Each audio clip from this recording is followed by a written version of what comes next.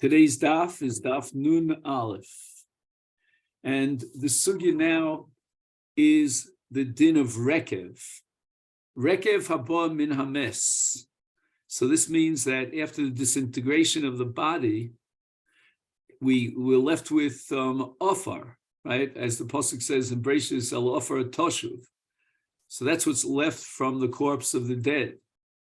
And we have what probably is a doraisa, maybe even halacha l'Moshe Sinai, that a mole tarvod, a certain, shall I say, large spoonful of rekev is metame, as the mess is metame.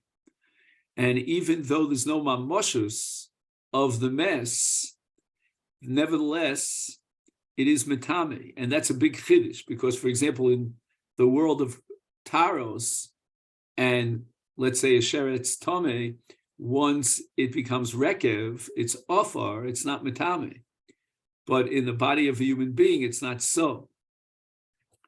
So if somebody is in an oel together with rekev, then he contracts tumas oel.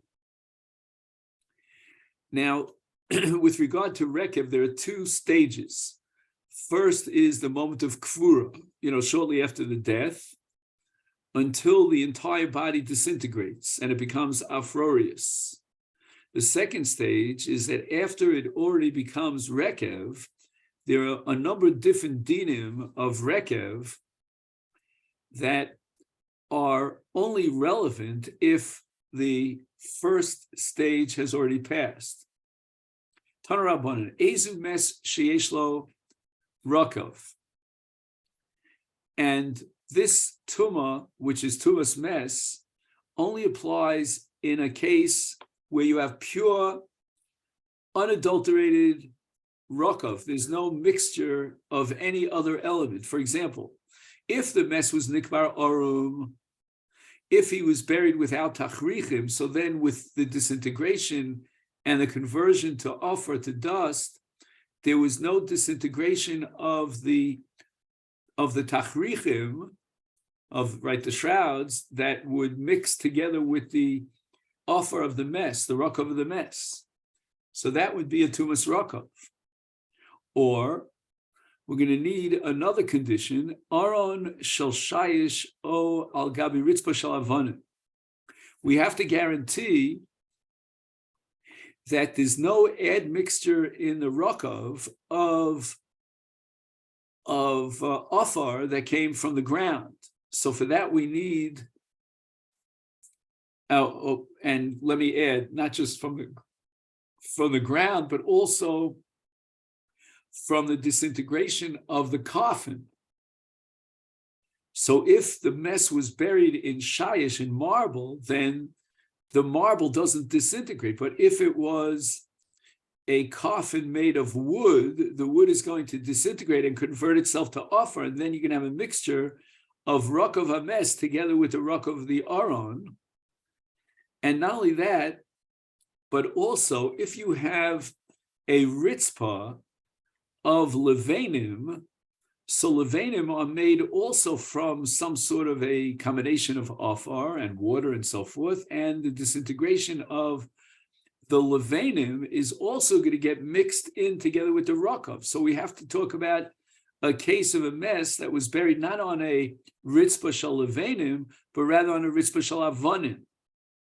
And the stone floor will not disintegrate. So you have pure rakav, no admixture of anything else. There's no taruves in this rakav of some afrurius, which comes not from the body of the mess. However, the opposite case, says the Brisa, Nikbar b'ksuso, he's buried in tachrichim,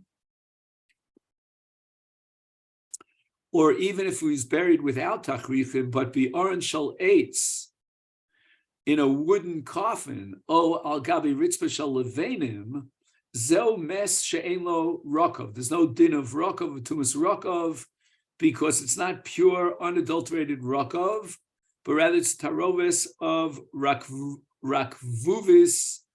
of either begadim, or the aron ha'etz, or the ritzpah shel levanim, because all the above are darkom li shachek ulehisporer.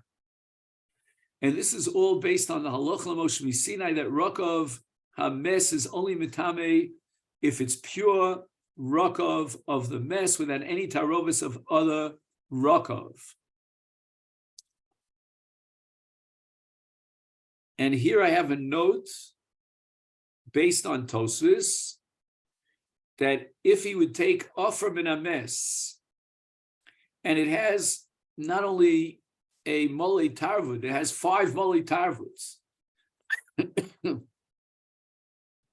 And even if I would assume that there's a mixture of Rakav from Aron or from Levanim or from the Tachrichim, I certainly can guarantee that in this large amount of Rakav made of Chamisha Tarvudim, there certainly is a shear of the Rakav of the mes, of the Gufa mes.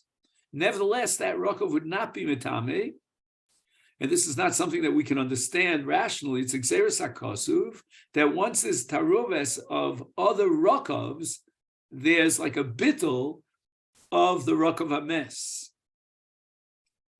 The Mefaresh, which is like the substitute for Rashi here, says that we don't have halacha l'Moshe Sinai that Rakav is mitame. Rakav min HaMes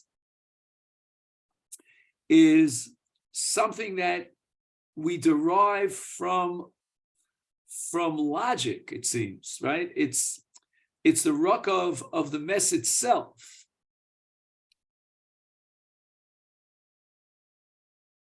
Now, what does this mean?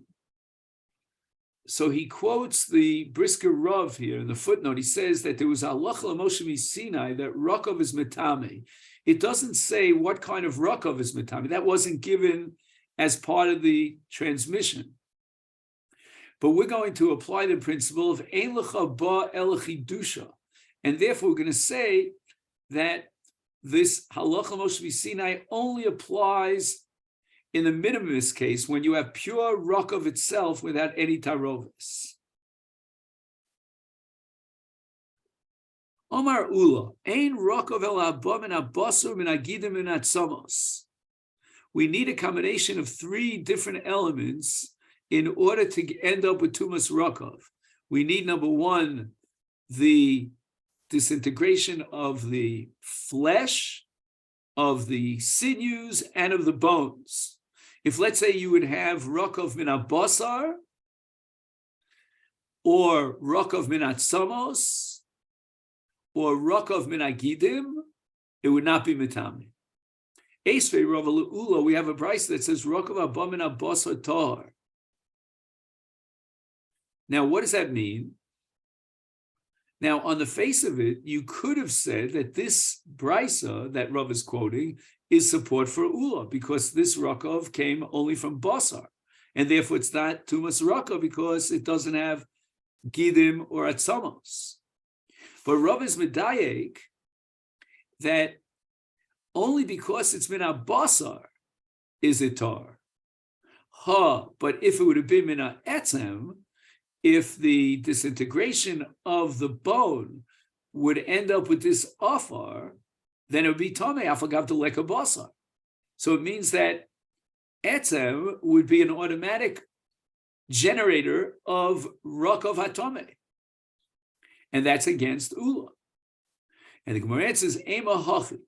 Let's interpret the brisa in the following way: Rakav haba min habasar tahar ad sheyesh etzem babasar. So that what the brisa is telling me is that you need the rakav from basar that has also the etzem. So you have the bone and the flesh, and now it disintegrates, becomes afar, and the combination thereof generates a din of tumas rakav. But rakav from the etzem or rakav from the basar would not have the din of rakav. The Gemara now asks the question, wait a second, we still have a problem because Ula had a third element. It wasn't enough to have basar plus atzamos. He needed also gidin, haleka gidin. And the Gemara answers, the efshal basar atzamos below gidin. In other words, the gidim are somehow connected to the basar with the etzem, And if you have basar and etzem, which is a critical, indispensable prerequisite for rakav, then for sure we guarantee that there are also gidin. Omar Rav Shmuel bar Abba Omar Rav Yochanan Shnei Mesim she Kvaron ze im ze nasu gilgalim ze lo ze. Now, I know the literal translation of the word galgalim is wheels, like a galgal. But the Masechet does not seem to offer, unless I missed it here, the symbolic galgalim. What does it really mean? What would be the translation of galgalim? All he says here is mevatlim din tumas rekev. In other words, halacha Moshe Misine is that rekev is only mitame when one individual was buried separately. But if there's a rekev from another mess, let's say two bodies were buried close to each other in such close proximity that the rekev from these two bodies combines, then it's not included in the halacha Moshe Misine of rekev. Do you by chance have, Rabbi, any translation of the word galgalim that might add here? Because for some, and it's going to come up over and over again throughout the daf. No, there's no translation here. He says, "Kol echad mehem legabe chaveiro kita'arovet shel davar acher." But what is the taich of the word galgalim? Just from an etymological perspective. Right, a gilgul is a galgal is a wheel. But why use the word wheel in this context? I don't know. It's like they fell into a food blender. Yuck. Disgusting thoughts. All right. I don't know. I'm wondering if the art school, but I don't have access to art school. All right. Mosiv Rabbi Nassan. We have a brisa that says Rokav Abba Mishnei Mesim Tameh. This is the exact opposite of Rabbi Yochanan. Amar Rava says this price is not talking about a case where he buried two dead together, but rather shekavru zebifnei atzmo v'zebifnei atzmo. Each mess was buried separately, because otherwise we're going to have a tarovus of rekev, which undermines the tum of rekev. But they're kivu. Okay, so now you have the rekev of one mess and the rekev of another mess. The amdu al malo tarvad rakav. In other words, there was not enough of a shear of rakav in each of the two mason. And the Masechet says the following: Li achar shenirkavu ochlan ash v'lo nishar mikol mes el shir chatzi tarvad rekev. Okay, fine. So each mess was buried separately, and after the entire process of disintegration, we're left with only a chatzi tarvad rekev rakav from each mess. Now again, what's important here is that at the time of the kvura, there was no tarovis. And therefore, in potential, each mess could generate rakav with a tumas rakav. Now, he takes a shear of chatzi tarvad from each one of these two mesim. So he's got rekev of a chatzi tarvad from one mess and rekev of a rakav of a chatzi tarvad of another mess, and he combines them together. And then mashlim, the mitzaref, the two together to create a shear of tarvad, of mole tarvad. But again, we insist that Rabbi Yochanan is correct, and that is that you have to have, in the original process of rikavon, of creating rakav, that they were each body was buried separately. And of course, all the other conditions that we mentioned before, there were no tachrichim, and there was no levanim on the bottom, and there was no oren shalates, etc., etc. Amar Rabba bar Bachana, Amar Rabbi Yochanan. Gozaz si'aro ukvaro imo nasa lo galgalin. Again, that word galgalin, which we said means some sort of a bittel, and now he buries with the body of the dead the hair on the head. Again, only because he detached the hair now becomes a taroves, which is extraneous to the guf hames, and therefore it's like a taroves of something other than the rekev of the mess, of the gufo shel mes, and it's mevatel the din of tumas rekev. Now, if the hair was still attached to the body as it was buried, then the seir would not be galgalim, it would not be mevatel the din of rakav. Even though seir is something like that's in a certain sense external to the body, it's not flesh, it's not sinews, it's not bones. So now this statement of Rabbah is going to be a jump-off point to answer another question. Now, in order to see what that question is, which is going to come up later in the Gemara, we first introduce a Mishnah in the third parak of Olos. Tanan Hasam, Kol Shebemeis Tameh, any part of the body of the mess has a din of tumas mess, and it's metame even if it's not connected to the body. It's been separated from the body. And now we have three exceptions. Chutz min hashinayim, vaseor, vatziporin.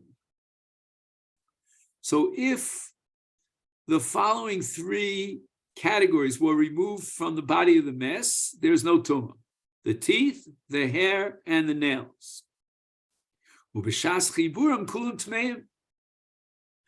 But as long as these parts of the body are connected to the body, they haven't been nitlash, they haven't been removed, then if you touch them, for example, you touch the teeth, you have a contact with the teeth of the dead, or with the hair of the dead, or with the nails of the dead, when attached to the dead body, you become tummy. Boy chizkia.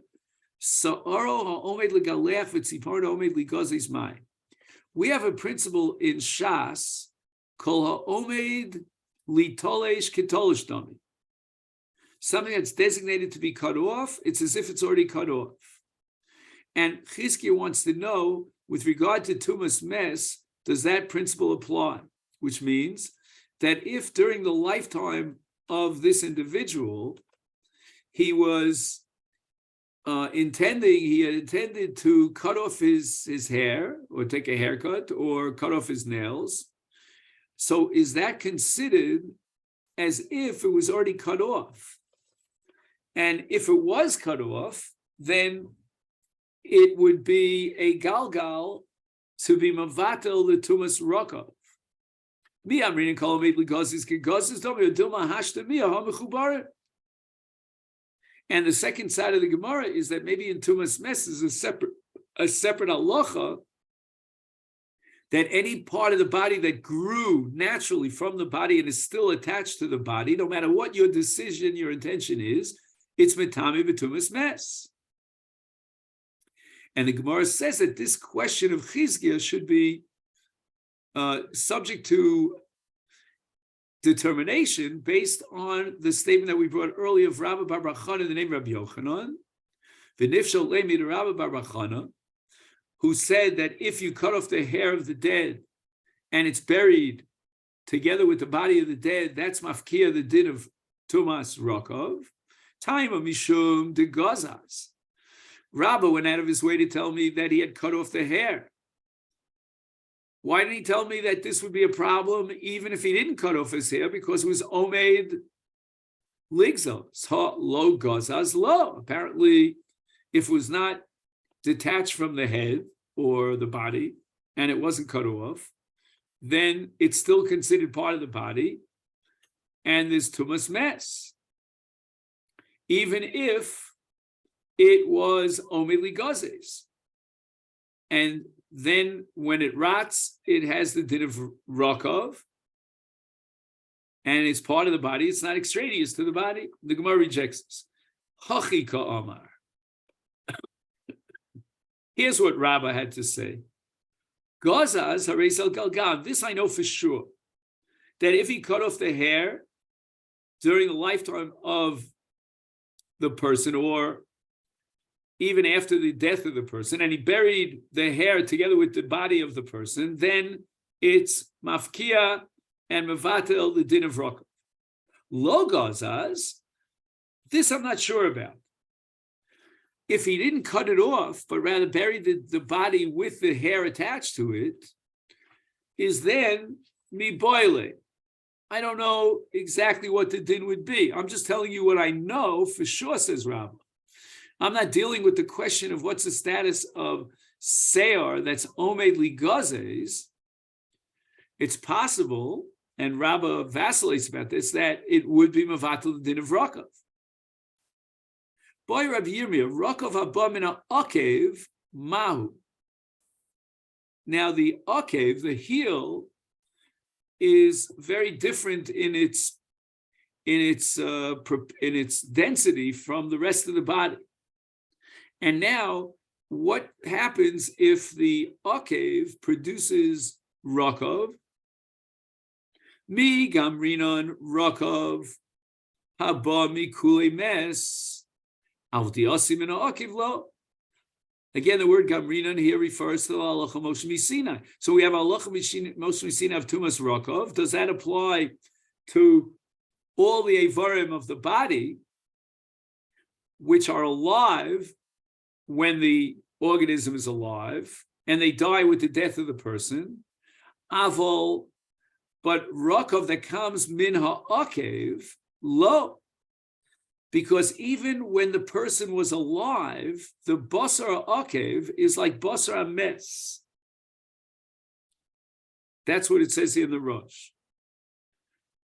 And the truth is, there are very few nerve endings in the heel of a person. Again, if you dig deep, then you'll hit the ceiling. But if you just scrape the outer part of the heel, it's not going to hurt you at all. It's almost like dead meat, dead flesh, and that has philosophical implications. But odil lo shno, or should we say no? There's a halacha Moshe Misinai around basar hames that turned into rakav, and that includes any part of the body, even the heel. Tanur Toshma. Titani Rabbi Nasan Brab Oshia Rakav Haba Mishnei Mesim Tame. Okay, very good. Rabbi Nasan says that if you had, let's say, a Chatzi Tarvad Rakav from one mess and another tar, fine. But what was that to do with the price of heels in China? Oh, says the Gemara of Isal Kedait. If you're going to tell me that Rakav Haba Mina Akev Lo, there's no din of rakiv with regard to the heel. Is then zil hacha dilma derech akev kasi, hacha dilma derech akev kasi. We have to be choshesh that maybe the rakav is coming from the heel. He says hareyesh makom lachshosh shemiyachav harov harakav nechal idei ash v'lo nosel ashir chatzi tarvud. We only have what's left over. After everything got eaten up with the passage of time, we're left with a chatzi tarvud. Maybe that chatzi tarvud is made up of akev, of rakav mina akev.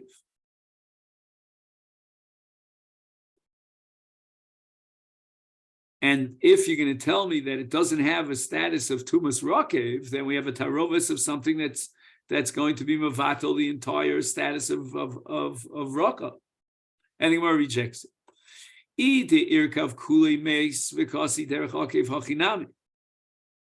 You would have an excellent proof from this brisa in a situation where the entire body of the mess disintegrated and created rakav.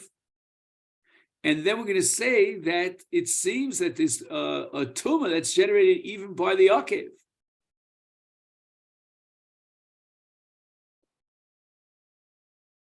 But that wasn't the suffix of Rabbi Yirmiyah. The suffix of Rabbi Yirmiyah was Elahacha Kigon de Irkiv Chad Ever V'Kasi Derech HaKev Mai. There was not a total disintegration. There wasn't a disintegration of the entire body, but only the leg. And the issue of Rabbi Yirmiyah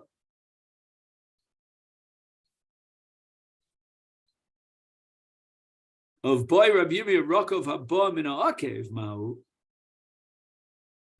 Shall we assume that this Rokov was generated by not only the flesh of the leg, but also the Akev? So we really don't know whether or not this should be Tomei. Take by Rabbi Yirmiyah, another suffix Rabbi Yirmiyah. By the way, I never figured out why, but in my limited experience in learning Gemara, whenever Rabbi Yirmiyah asks a suffix and it appears over and over again, it always ends up with a teku. And this I started realizing when I was in 4th grade, and they taught me Elam Mitzias. And the entire sugya at the beginning of Elam Mitzias, about what's called Kav Bi'arba Amos, is all one string of boy Rabbi Yirmiyahs, one after the other, and they all end up in Teku. So already at a young age, I became sensitive to that. Boy Rabbi Yirmiyah, Ubar B'mei Ima Isha Havi Galgalim Alo. What's the status of Nebuchadnezzar, a pregnant woman who dies, and she was buried together with the fetus? Shall we say that the fetus is not part of her body, and therefore it's extraneous, and therefore the rekev that comes from the disintegration is a tarovis of something that's extraneous to our body? And the Gemara enters into the study asafik. Keva the Amar Ubar Yerech Imo Hilkach Kigufa Uvelo Avigalgal. Shall we assume, like that Mandi Omer that appears all over Shas, that Ubar is an extension of literally the thigh of its mother? In other words, it's part of the body of its mother. Therefore, it's not Galgalim, it's not something extraneous, which would be Mavatal Litumas Roko. Or should we say, O Dilma Kevon dis Sofa Lotzes, Mifrash Parish Mina? And the Gemara now is touching on that svara that we saw earlier about Seir, which is only Gazes. Here also, the Ubar is to be considered separate from the body of its mother because it's Asid or Sofo Lotzes.